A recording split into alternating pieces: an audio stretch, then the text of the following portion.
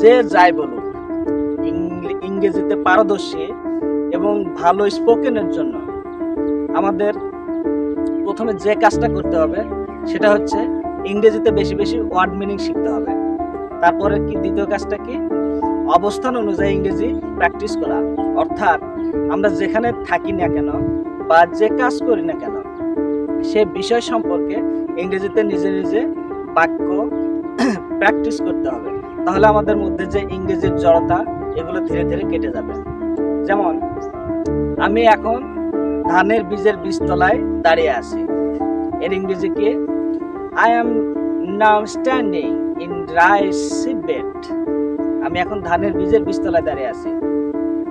আমি এখন একাই আছি, আই অ্যাম অ্যালোন নাও। প্রকৃতি কত সুন্দর, হাউ বিউটিফুল ইজ নেচার। শুধু সবুজ আর সবুজ, অনলি গ্রিন অ্যান্ড গ্রিন। আমার পাশে সবুজ মাঠ, green field next to me.